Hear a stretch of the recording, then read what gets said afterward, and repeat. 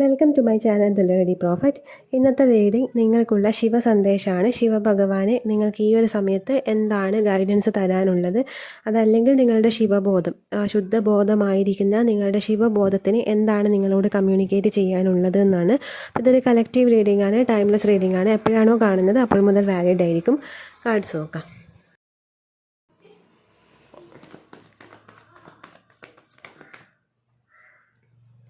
Ace of Swords, Nine of Wands,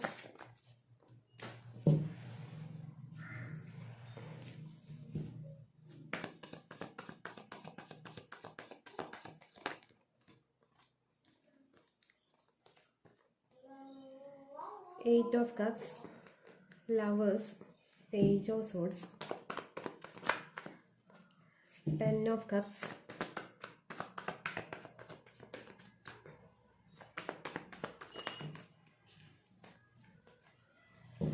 Wheel of Fortune, Justice,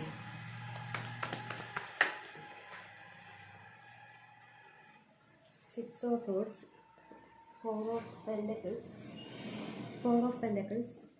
King of Cups. അത് താഴെ പോയ കാർഡാണ്. Fool, Three of Pentacles, Bottom of the Deck, Knight of Wands ആണ് വന്നിരിക്കുന്നത്.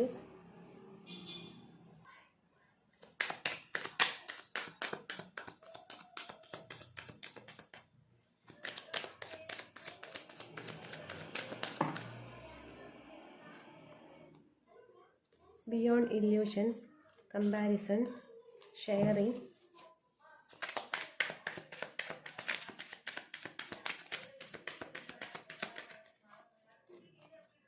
transformation, maturity. Bottom of the deck, consciousness ആണ്.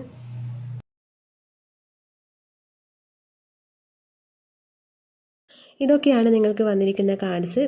ഇവിടെ മെയിനായിട്ട് നിങ്ങളുടെ അവബോധത്തെ ശ്രദ്ധിക്കുന്നില്ല എന്നുള്ളതാണ് കാണിക്കുന്നത്.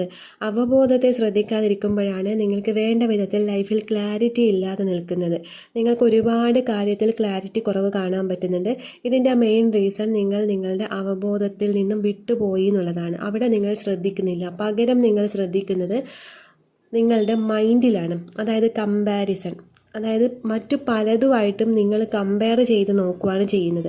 അത് കൂടുതലും റിലേഷൻഷിപ്പിലായിട്ടാണ് കാണിക്കുന്നത്. അതായത് മറ്റൊരാളുടെ റിലേഷൻഷിപ്പ് കാണുമ്പോൾ ഇങ്ങനെയല്ലാലോ എൻ്റേത്, ഈ ചില റീൽസ് അങ്ങനെയൊക്കെ കാണുമ്പോൾ നിങ്ങൾക്ക് തോന്നും, ഓ അവരൊക്കെ എന്തൊരിതായിട്ടാണ് ജീവിക്കുന്നത്, എനിക്ക് അങ്ങനെയുള്ള ലൈഫ് ഇല്ലല്ലോ എന്നുള്ളൊരു കമ്പാരിസൺ അവിടെ നടക്കുന്നതായിട്ട് കാണാൻ പറ്റുന്നുണ്ട്. ഇതൊരു കൂടുതൽ പേർക്കും റിലേഷൻഷിപ്പിലാണ് കമ്പാരിസൺ നടക്കുന്നത്. അവനവൻ്റെ പാർട്ട്ണറെ മറ്റുള്ളവരായിട്ട് കമ്പയർ ചെയ്ത് നോക്കുക. അതല്ലെങ്കിൽ നിങ്ങളെ തന്നെ നിങ്ങളുടെ ലൈഫുമായിട്ട് മറ്റുള്ളവരുടെ ലൈഫും വെച്ച് കമ്പയർ ചെയ്ത് നോക്കുക. ആ ഒരു കമ്പാരിസൺ ഇവിടെ നടക്കാനുള്ള കാരണം നിങ്ങൾക്ക് നിങ്ങളുടെ അവബോധമായിട്ടുള്ള കണക്ഷൻ നഷ്ടപ്പെട്ടു പോയി എന്നുള്ളതാണ് കാണിക്കുന്നത്. അപ്പം അങ്ങനെ കണക്ഷൻ നഷ്ടപ്പെട്ട് പോകുമ്പോൾ മൈൻഡാണ് അവിടെ വർക്ക് ചെയ്യുക. അതായത് മൈൻഡ് വൈസ് ആണ് പോവുക. അങ്ങനെ പോകുമ്പോൾ അവിടെ യാതൊരു ക്ലാരിറ്റി ഉണ്ടാവില്ല. മൈൻഡ് എപ്പോഴും നമ്മളെ പലതിലും കൊണ്ടുപോയി ചാടിക്കാൻ ശ്രമിക്കും. പലതിലും കമ്പാരിസൺ വരുന്നതൊക്കെ ഈ മൈൻഡിൻ്റെ കളിയാണ്. അപ്പോൾ അതവിടെ മനസ്സിലാക്കിയിട്ട് ഇതിൽ നിന്നും എങ്ങനെ റിക്കവർ ചെയ്യാം, അതായത് ഈ അവസ്ഥയിൽ നിന്നും എങ്ങനെ റിക്കവർ ചെയ്യാം എന്നുള്ളതാണ് ശ്രദ്ധിക്കേണ്ടത്. അവിടെ നിങ്ങളോട് ശിവഭഗവാൻ തരുന്ന സന്ദേശം ഇമോഷണലി ഡിറ്റാച്ച്ഡ് ആവുക എന്നുള്ളതാണ്. അതായത് നിങ്ങൾ പലതിലും ഇമോഷണലി അറ്റാച്ച്ഡ് ആയിട്ട് കാണാൻ പറ്റുന്നുണ്ട്. അത് മേ ബി വ്യക്തികളിലായിരിക്കാം, അല്ലെങ്കിൽ എന്തെങ്കിലും വസ്തുക്കളിലായിരിക്കാം, ചില സാഹചര്യം, വീട്, അങ്ങനെ പലതിലും ഇപ്പോൾ നിങ്ങളുടെ ലൈഫിലുള്ള പലതിലും നിങ്ങൾ അറ്റാച്ച്ഡ് ആണ്. അതായത് നിങ്ങളൊരു കംഫേർട്ട് സോണിലാണ് ഉള്ളത്. അപ്പോൾ ഈ ഒരു കംഫേർട്ട് സോൺ എന്ന് പറയുന്നത് നിങ്ങൾക്ക് അറ്റാച്ച്മെൻറ്റ് ഉണ്ടാക്കുന്ന കാര്യമാണ്. അപ്പോൾ അവിടെ നിങ്ങൾ ആ അറ്റാച്ച്മെൻറ്റ് മാറിയിട്ട്, ഇവിടെ ഈ 8 ഓഫ് കപ്സ് വന്നിരിക്കുന്നത് നിങ്ങൾക്കുള്ള അറ്റാച്ച്മെൻറ്റിൽ നിന്ന് നിങ്ങൾ അവിടെ ഡിറ്റാച്ച്ഡ് ആവണം. ആ കപ്സ് എനർജി ഒക്കെ നിങ്ങളിൽ നിന്ന് മാറിയിട്ട് കുറച്ച് ഡിറ്റാച്ച്ഡ് ആവണം. ഈ ഒരു സമയത്ത് ഡിറ്റാച്ച്ഡ് ആയിക്കഴിഞ്ഞാൽ മാത്രമേ നിങ്ങൾക്ക് വേണ്ട വിധത്തിൽ നിങ്ങൾക്ക് ക്ലാരിറ്റി കിട്ടൂ. ആ അവബോധം നിങ്ങളിൽ വർക്ക് ആവുന്നത് ഇങ്ങനെയാണ്. പിന്നെ ഈ അറ്റാച്ച്മെൻറ്റ് മാറിയാൽ മാത്രം പോരാ, ഇവിടെ ഫുൾ എനർജിയിൽ നിൽക്കുകയും വേണം. അതായത് ഇപ്പോൾ നിങ്ങൾ കിങ് ഓഫ് കപ്സിൻ്റെ എനർജിയിലാണ്. പക്ഷേ കിങ് ഓഫ് കപ്സ് എന്ന് പറയുമ്പോൾ അവനവൻ്റെ ഒരു കിങ്ങുമാണ്. പക്ഷെ അവനവൻ്റെ ഇമോഷനെ അവിടെ അടക്കി വെച്ചിട്ട് അത് ഇമോഷണലി തീരുമാനം എടുക്കുന്നുണ്ട്. അതേസമയം അവിടെ കിങ് എന്നുള്ളൊരു റോളും അവിടെ കൈകാര്യം ചെയ്യുന്നുണ്ട്. ബട്ട് ഇവിടെ നിങ്ങൾക്ക് ഈ കിങ് ഓഫ് കപ്സ് വന്നിട്ടുണ്ടെങ്കിലും ഇവിടെ പേജ് ഓഫ് സോർട്സും അതുപോലെ ഇവിടെ 8 ഓഫ് വോൺസ് അതുപോലെ 8 ഓഫ് കപ്സ് വന്നിട്ടുണ്ട്. അപ്പോൾ ഇത് കാണിക്കുന്നത് നിങ്ങൾ ഈ ഒരു റോള് കിങ് എന്നുള്ള റോള് കൈകാര്യം ചെയ്യണം. അതായത് കിങ് ഓഫ് കപ്സ് എന്ന് പറയുമ്പം കപ്സ് ഉണ്ട്, അവിടെ ഇമോഷൻസ് ഉണ്ട്. പക്ഷേ ഇമോഷനെ ബേസ് ചെയ്തിട്ടല്ല ആളവിടെ തീരുമാനം എടുക്കുന്നത്. രണ്ടും അവിടെ ബാലൻസിൽ കൊണ്ടുവരുന്നുണ്ട്. അതായത് പ്രാക്ടിക്കലായിട്ടും ചിന്തിക്കുന്നുണ്ട്, ഇമോഷണലിയും ചിന്തിക്കുന്നുണ്ട്. അങ്ങനെയാണ് ആ കിങ് അവിടെ തീരുമാനം എടുക്കുന്നത്. അതുപോലെ ആ ഒരു ബാലൻസ് നിങ്ങളിലേക്ക് വരണം. പക്ഷെ അത് വരുന്നതിന് മുന്നേ നിങ്ങൾ ഈ ഫുൾ എനർജിയിൽ നിൽക്കണം എന്നുള്ളതാണ്. അതായത് ഇപ്പം നിങ്ങൾക്ക് ഈ ബാലൻസ് ഇല്ല. ഇവിടുന്ന് ഡിറ്റാച്ച്ഡ് ആയിട്ട് കംപ്ലീറ്റ് ഈ ഫുൾ എനർജിയിൽ, അതായത് സീറോ പോയിന്റിൽ വരാനുണ്ട്. ഇവിടെ 0 പോയിന്റിൽ വരുമ്പോൾ നിങ്ങൾക്കുള്ളിൽ ഒരു ശൂന്യത ഉണ്ടാവും. ആ ശൂന്യത വന്നു കഴിയുമ്പോൾ മാത്രമാണ് നിങ്ങൾക്ക് ക്ലാരിറ്റി വരുന്നത്. അതായത് നേരത്തെ ഞാൻ പറഞ്ഞു ബാലൻസ് ചെയ്യണം. ഇമോഷണലിയും അതുപോലെ പ്രാക്ടിക്കലായിട്ടും ചിന്തിച്ച് രണ്ടും ബാലൻസ് ചെയ്തിട്ട് വേണം നിങ്ങൾ പല കാര്യത്തിലും തീരുമാനങ്ങൾ എടുക്കാൻ വേണ്ടിയിട്ട്. അപ്പോൾ അവിടെ ആ ബാലൻസ് വരണമെന്നുണ്ടെങ്കിൽ കൃത്യമായിട്ടുള്ള ക്ലാരിറ്റി വരണം. ക്ലാരിറ്റി വരണമെന്നുണ്ടെങ്കിൽ ഈ 0 പോയിന്റിൽ നിൽക്കണം, ഫുൾ എനർജിയിൽ നിൽക്കണം. ഇങ്ങനെ ഒരു ശൂന്യതയിൽ നിൽക്കുമ്പോൾ മാത്രമാണ് അവിടെ നിങ്ങൾക്ക് കൃത്യമായിട്ടുള്ള ക്ലാരിറ്റി വരുന്നതും അവിടെ നിങ്ങൾക്ക് ബാലൻസ് ചെയ്തിട്ട് ഒരു തീരുമാനം എടുക്കാൻ പറ്റുന്നതും. അപ്പോൾ ശ്രദ്ധിക്കേണ്ടത്, ഇപ്പം നിങ്ങൾ എന്താണോ ഹോൾഡ് ചെയ്ത് വെക്കുന്നത് ആ ഒരു കാര്യം നിങ്ങളുടെ കംഫേർട്ട് സോണാണ്. അത് കംപ്ലീറ്റ് ലൈഫിൽ നിന്ന് ഒഴിവാക്കുക എന്നല്ല, അതിനോടുള്ള ആ ഒരു ഇമോഷണൽ അറ്റാച്ച്മെൻറ്റ് മാറിയിട്ട് അവിടുന്ന് ഡിറ്റാച്ച്ഡ് ആയിട്ട് ഈ ഫുൾ എനർജിയിൽ നിൽക്കണം. അപ്പോഴാണ് നിങ്ങൾ ഈ കിങ് ഓഫ് കപ്സിൻ്റെ എനർജിയിൽ എത്തുന്നത്. പിന്നെ നിങ്ങളുടെ ലൈഫിൽ ഇപ്പോൾ നടക്കേണ്ടതായിട്ടുള്ള സംഭവങ്ങൾ തന്നെയാണ് ഇപ്പം നടക്കുന്നത്. അതായത് വീൽ ഓഫ് ഫോർച്യൂണും ജസ്റ്റിസും കാണിക്കുന്നത് ഇതാണ്. നിങ്ങൾക്കിപ്പോൾ ഈ ഒരു കാലചക്രം നിങ്ങൾക്ക് അനുകൂലമായിട്ടാണ് വരുന്നത്. അതായത് നിങ്ങൾക്ക് തോന്നും നിങ്ങൾക്കെല്ലാം നിങ്ങൾക്കെതിരായിട്ടാണ് നടക്കുന്നത് എന്നുള്ളത്. പക്ഷെ മനസ്സിലാക്കേണ്ട കാര്യം, ഈ സമയം നിങ്ങളുടെ കർമ്മയൊക്കെ ക്ലിയർ ആയിട്ട് നിങ്ങളൊരു ശുദ്ധമായിട്ടുള്ള ഒരു അവബോധത്തിലേക്ക് കൊണ്ടുവരാനാണ് ഇങ്ങനെയുള്ള സിറ്റുവേഷൻസ് ഒക്കെ നിങ്ങളുടെ ലൈഫിൽ വരുന്നത്. വീൽ ഓഫ് ഫോർച്യൂണും ജസ്റ്റിസും കാണിക്കുന്നതാണ്. ഇത് നോർമലി ഒരുമിച്ച് വരുന്നത് വളരെ റെയറായിട്ടാണ്. പക്ഷേ ഇവിടെ ഈ രണ്ട് കാര്യങ്ങൾ ഒരുമിച്ച് വന്നിട്ടുണ്ട്. അതായത് കാലചക്രം നിങ്ങൾക്ക് വേണ്ട ജസ്റ്റിസ്, നീതി നടപ്പിലാക്കും എന്നുള്ളതാണ് കാണിക്കുന്നത്. അപ്പോൾ ഇവിടെ നിങ്ങൾ ചെയ്യേണ്ടത് നിങ്ങൾ സറണ്ടർ ചെയ്യുക എന്നുള്ളതാണ്. അതാണ് ഫുൾ എനർജി. 0 പോയിന്റ് ഞാൻ പറഞ്ഞു, അതായത് ഫുൾ എനർജി. ഇത് സറണ്ടറിങ്ങിനെയാണ് കാണിക്കുന്നത്. അതായത് ഈ സമയത്ത് നിങ്ങൾക്ക് പ്രത്യേകിച്ച് ഒന്നും ചെയ്യാനില്ല. ഇവിടെ നിങ്ങൾ എല്ലാറ്റിൽ നിന്നും ഡിറ്റാച്ച്ഡ് ആയിട്ട് ഈ ഫുൾ എനർജിയിൽ നിൽക്കുക എന്നുള്ളതാണ്. ഈ ഫുൾ എനർജിയിൽ നിൽക്കുമ്പോഴാണ് യൂണിവേഴ്സിന് നിങ്ങളുടെ മേലെ വർക്ക് ചെയ്യാൻ പറ്റുന്നത്. ഞാൻ പറഞ്ഞിരുന്നല്ല ശൂന്യാവസ്ഥയിൽ വരുമ്പോൾ മാത്രമാണ് നിങ്ങൾക്ക് ക്ലാരിറ്റി വരുന്നത് എന്നുള്ളത്. ഈ ക്ലാരിറ്റി വരുന്നത് നിങ്ങൾക്ക് ദൈവികമായിട്ടുള്ള ഒരു ഇടപെടൽ കൊണ്ടാണ് അവിടെ നിങ്ങൾക്ക് കൃത്യമായിട്ടുള്ള ക്ലാരിറ്റി വരുന്നത്. അപ്പോൾ അവിടെ സറണ്ടർ ചെയ്ത് കഴിഞ്ഞാൽ മാത്രമാണ് നിങ്ങൾക്ക് മേലെ യൂണിവേഴ്സിന് പ്രവർത്തിക്കാനും നിങ്ങൾക്ക് വേണ്ട നീതി നടപ്പിലാക്കാനും പറ്റും എന്നുള്ളത്. ആ സമയത്താണ് കാലചക്രം നിങ്ങൾക്ക് അനുകൂലമായിട്ട് കറങ്ങിക്കൊണ്ടിരിക്കുക. ഇപ്പം നിങ്ങൾക്ക് അനുകൂലമായിട്ട് തന്നെയാണ് കറങ്ങുന്നത്. അത് പ്രതികൂലമായിട്ടാണെന്ന് തോന്നുന്നത് നിങ്ങൾക്ക് ഇപ്പം നെഗറ്റീവായിട്ടുള്ള സിറ്റുവേഷൻ ലൈഫിൽ ഉള്ളത് കൊണ്ടാണ്. പക്ഷേ ഈ നെഗറ്റീവായിട്ടുള്ള സിറ്റുവേഷൻ നിങ്ങളെ ചെയ്യിപ്പിക്കുന്നതാണ്. അതായത് നിങ്ങൾക്ക് ഈ ഒരു സമയത്ത് പല കാര്യങ്ങളും ലേൺ ചെയ്യാനുണ്ട്. അത് മെയിനായിട്ട് റിലേഷൻഷിപ്പിലാണ് വരുന്നത്.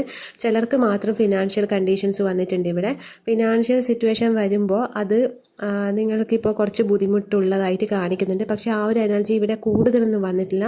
ഈ റീഡിങ് കാണുന്ന കുറച്ച് പേർക്ക് ആ ഒരു ഫിനാൻഷ്യൽ സിറ്റുവേഷൻ കുറച്ചൊരു മോശമായിട്ട് കാണാൻ പറ്റുന്നുണ്ട്. പക്ഷേ അതും നിങ്ങൾ മനസ്സിലാക്കേണ്ട കാര്യം, നിങ്ങളുടെ കംഫേർട്ട് സോൺ അവിടെ നിന്ന് ബ്രേക്ക് ചെയ്തിട്ട് നിങ്ങളുടെ റിയൽ ആയിട്ടുള്ള നിങ്ങളുടെ ഡെസ്റ്റിനിയിലോട്ടേക്ക് നിങ്ങൾക്ക് വരാൻ വേണ്ടിയിട്ട് നിങ്ങളെ സ്ട്രഗിൾ ചെയ്യിപ്പിക്കുന്നതാണ് എന്നുള്ളതാണ് മനസ്സിലാക്കേണ്ടത്. പിന്നെ ഈ സമയത്ത് നിങ്ങൾ ഷെയർ ചെയ്യുക എന്നുള്ളത് വന്നിട്ടുണ്ട്. നിങ്ങളുടെ അതേ വൈബ്രേഷനിലുള്ള ആൾക്കാരുമായിട്ട് ഈ സമയത്ത് നിങ്ങൾ കണക്റ്റ് ആവാനുള്ള ചാൻസ് വളരെ കൂടുതലാണ്. നിങ്ങളൊരു സ്പിരിച്വൽ ജേർണിയിലാണെങ്കിൽ സ്പിരിച്വൽ റിലേറ്റഡ് ആയിട്ട് എന്തെങ്കിലും പ്രാക്ടീസൊക്കെ ചെയ്യുന്ന ആൾക്കാർ, അതായത് നിങ്ങളെപ്പോലെ എവേക്കണിങ് ആയ ആൾക്കാരുമായിട്ട് നിങ്ങൾ കണക്റ്റ് ആവാനും അവരുടെ കൂടെ പല കാര്യങ്ങളും നിങ്ങൾ അങ്ങോട്ട് ഷെയർ ചെയ്യാനും അവർ വഴി നിങ്ങൾക്ക് കുറേ കാര്യങ്ങൾ ഇങ്ങോട്ട് ഇൻഫോർമേഷൻ കിട്ടുന്നതായിട്ടും കാണാൻ പറ്റുന്നുണ്ട്. അതുകൊണ്ട് നിങ്ങളുടെ അനുഭവങ്ങൾ മറ്റുള്ളവരുമായിട്ട് ഷെയർ ചെയ്യാൻ ശ്രമിക്കണം. അങ്ങനെ ഷെയർ ചെയ്യാൻ ശ്രമിക്കുമ്പോൾ നിങ്ങൾ അവിടെ ഹീലാവുകയാണ് ചെയ്യുന്നത്. മാത്രമല്ല നിങ്ങൾക്ക് അവിടെ പുതിയൊരു ഓപ്പണിംഗ് കൂടി കിട്ടും എന്നുള്ളതും കൂടി കാണിക്കുന്നുണ്ട്.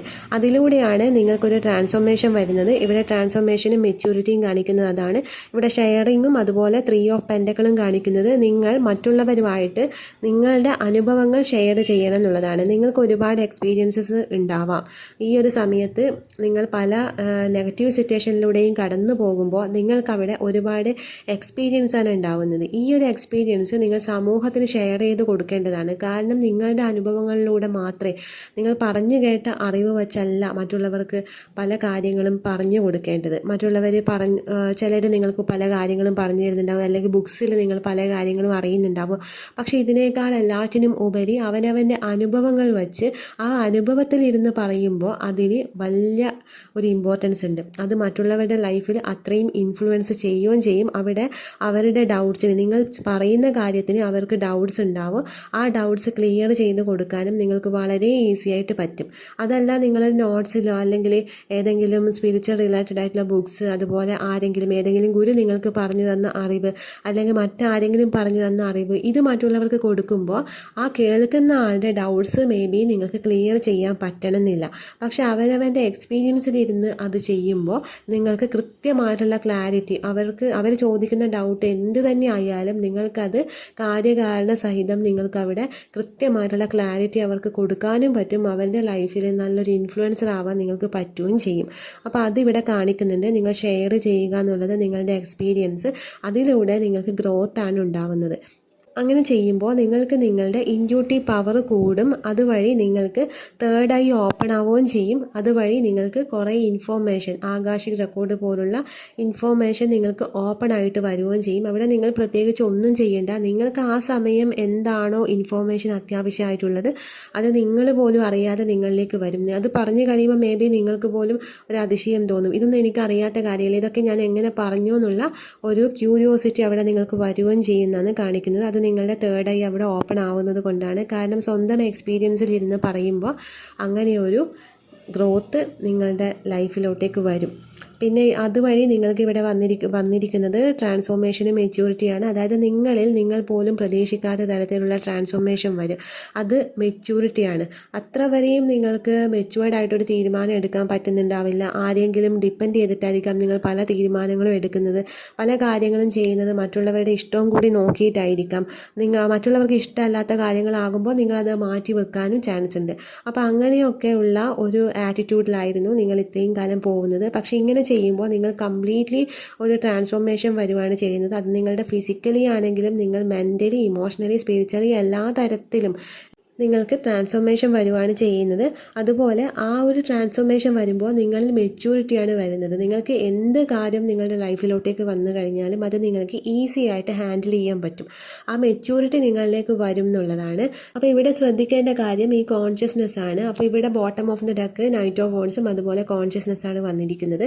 ഈ നൈറ്റ് ഓഫ് സോഡ്സ് എന്ന് പറയുന്നത് ഇപ്പം ഞാൻ പറഞ്ഞല്ലോ, കുറച്ച് മുന്നേ ഞാൻ പറഞ്ഞു, ഇവിടെ നിങ്ങൾക്ക് അവബോധം കുറച്ച് കുറഞ്ഞിട്ടുണ്ട്. അവബോധമായിട്ടുള്ള കണക്ഷൻ അങ്ങ് നഷ്ടപ്പെട്ടു പോയിട്ടുണ്ട്. പകരം അവിടെ മൈൻഡാണ് വർക്ക് ചെയ്യുന്നത്. അപ്പോൾ മൈൻഡ് അവിടെ വർക്ക് ചെയ്യുന്നതിൻ്റെ ഫലമാണ് ഇവിടെ നൈറ്റ് ഓഫ് സോഡ്സ് വന്നിരിക്കുന്നത്. അതായത് പെട്ടെന്ന് എന്തെങ്കിലും തോന്നിയിട്ടുണ്ടെങ്കിൽ അത് ചെയ്യാം. അതായത് ഒരു എടുത്തുചാട്ടം, എന്താണോ ചെയ്യാൻ തോന്നുന്നത് അത് ആ സമയത്ത് ചെയ്യുക. പിന്നെ അതിൽ അയ്യോ വേണ്ടായിരുന്നു എന്നുള്ളൊരു കുറ്റബോധം തോന്നുക, അത് ചെയ്തത് ശരിയല്ല, തെറ്റായിപ്പോയി, അങ്ങനെയുള്ളൊരു കുറ്റബോധം തോന്നുക. അതൊക്കെ ഈ മൈൻഡ് വർക്ക് ചെയ്യുന്നത് കൊണ്ടാണ്. അപ്പോൾ അവബോധം വരുമ്പോൾ ഈ നൈറ്റ് ഓഫ് സോഡ്സിൻ്റെ എനർജി റിവേഴ്സ് ആയിട്ട് വരും. ഇവിടെ ഇപ്പോൾ നൈറ്റ് ഓഫ് സോഡ്സ് അപ്രൈറ്റ് ആയിട്ടാണ് ബോട്ടം ഓഫ് ദി ഡക്ക് വന്നിരിക്കുന്നത്. അത് നിങ്ങളുടെ എടുത്തുചാട്ടത്തെ, വരും വരായികകൾ ആലോചിക്കാതെ പെട്ടെന്ന് എന്തെങ്കിലും ചെയ്യണം തോന്നി അത് ചെയ്യുന്നൊരവസ്ഥ. അതുകൊണ്ടാണ് കൃത്യമായിട്ടുള്ള ക്ലാരിറ്റി വേണം എന്ന് പറയുന്നത്. ആ ക്ലാരിറ്റി വേണമെങ്കിൽ ഇവിടെ കോൺഷ്യസ്നെസ് വരാനുണ്ട്. നിങ്ങളുടെ ശുദ്ധമായിട്ടുള്ള ഒരു ബോധം, അത് തന്നെയാണ് ശിവബോധം എന്ന് പറയുന്നത്. ശുദ്ധബോധമാണ്.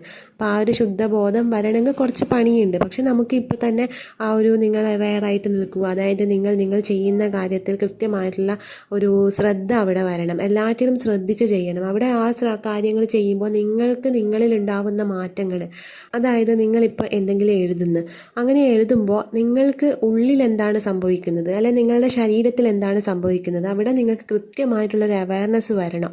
ആ ഒരു നിങ്ങൾ ചെയ്യുന്ന ആ കർമ്മം നിങ്ങളെ ഏത് തരത്തിലാണ് ഇഫക്റ്റ് ചെയ്യുന്നത് എന്നുള്ളത് കൃത്യമായിട്ട് നിങ്ങൾ മനസ്സിലാക്കണം. അത് മേ ബി നിങ്ങളുടെ ശരീരത്തിൽ ഏതെങ്കിലും തരത്തിൽ എന്തെങ്കിലും മാറ്റങ്ങൾ വരുത്തുന്നുണ്ടാവാം. അതായത് എഴുതുമ്പോൾ നല്ല കാര്യങ്ങളാണ് എഴുതുന്നതെങ്കിൽ അത് നിങ്ങൾക്ക് കുറച്ചൊരു ഹാപ്പിനെസ് ആയിരിക്കും ഉണ്ടാക്കുക. മനസ്സിലും ഒരു ഹാപ്പിനെസ് ഉണ്ടാവും. ഒരു ഗ്രാറ്റിറ്റ്യൂഡാണ് നിങ്ങൾ പ്രാക്ടീസ് ചെയ്യുന്നതെങ്കിൽ അത് നിങ്ങൾക്ക് മനസ്സിനൊരു ഹാപ്പിനെസ്സും ഉണ്ടാവും, ഭയങ്കര ഒരു കാംനെസ്സും വരും, അതുപോലെ ശരീരത്തിന് ഒരു ഉണർവും വരും. അത് എഴുതി കഴിയുമ്പോഴേക്കും നിങ്ങൾ കുറച്ചൊരു കാമായിട്ട് ഫീൽ ചെയ്യും, അതുപോലെ കുറച്ച് പവർ ഉള്ളതുപോലെ നിങ്ങൾക്ക് ഫീൽ ചെയ്യും. അതേസമയം നെഗറ്റീവായിട്ടുള്ള കാര്യങ്ങളാണ് നിങ്ങൾ എഴുതുന്നതെങ്കിൽ അവിടെ നിങ്ങൾക്ക് ശരീരത്തിൽ കുറച്ച് ടൈറ്റ്നെസ് അനുഭവപ്പെടും, അതുപോലെ മാനസികമായിട്ട് എന്തെങ്കിലുമൊക്കെ നിങ്ങൾക്ക് ക്ലാരിറ്റി ഇല്ലാത്ത പല കാര്യങ്ങളും ഉണ്ടാവും. അതുപോലെ നിങ്ങളെ ബുദ്ധിമുട്ടിപ്പിക്കുന്ന, നിങ്ങൾ സഫർ ചെയ്യുന്ന എനർജീസ് ആയിരിക്കും നിങ്ങളിൽ പ്രൊഡ്യൂസ് ചെയ്യുന്നത്.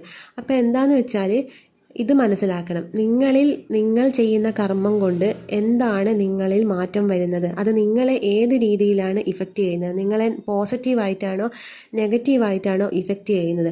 അങ്ങനെ പോസിറ്റീവായിട്ടാണ് ഇഫക്റ്റ് ചെയ്യുന്നതെങ്കിൽ അങ്ങനെയുള്ള കർമ്മങ്ങൾ തുടരുക, അതെല്ലാം നിങ്ങൾക്ക് നെഗറ്റീവായിട്ടാണ് ഇഫക്റ്റ് ചെയ്യുന്നതെങ്കിൽ അങ്ങനെയുള്ള കർമ്മങ്ങൾ സ്റ്റോപ്പ് ചെയ്യുക.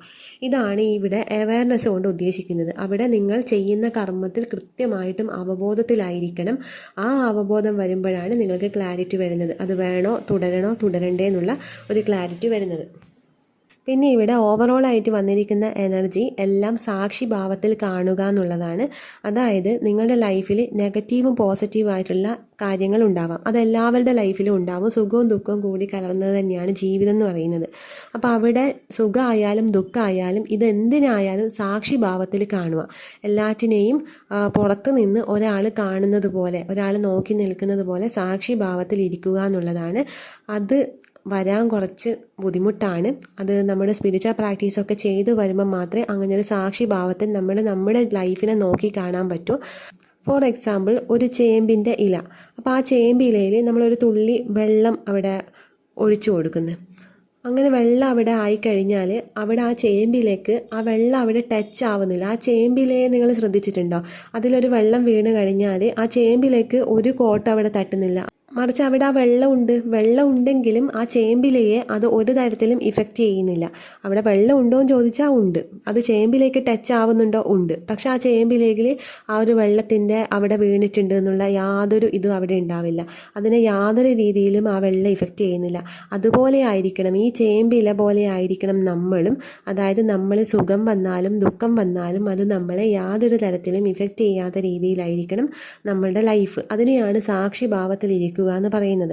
എപ്പോഴാണോ നിങ്ങളിങ്ങനെ ഒരു ചേമ്പിലേക്ക് തുല്യമായിട്ട് ഒരു സാക്ഷി ഭാവത്തിൽ, അത് പലതും നിങ്ങളുടെ ലൈഫിലോട്ടേക്ക് വരും, പല വ്യക്തികളും നിങ്ങളുടെ ലൈഫിലോട്ടേക്ക് വരും, പല വസ്തുക്കൾ, പല കാര്യങ്ങൾ, ഇതെല്ലാം നിങ്ങളുടെ ലൈഫിലോട്ടേക്ക് വരും. പക്ഷേ അത് ചേമ്പിലയെ പോലെ നിങ്ങൾ ഇരുന്ന് കഴിയുമ്പോൾ അവിടെ ഇതൊന്നും നിങ്ങളെ ഒരു തരത്തിലും ഇഫക്റ്റ് ചെയ്യില്ല.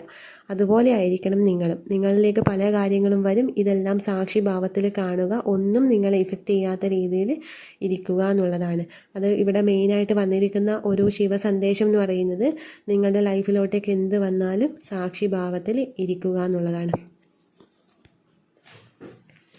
അപ്പോൾ ഇതാണ് നിങ്ങളുടെ റീഡിങ്. ഇഷ്ടപ്പെട്ടെങ്കിൽ ലൈക്ക് ചെയ്യുക, കമൻറ്റ് ചെയ്യുക.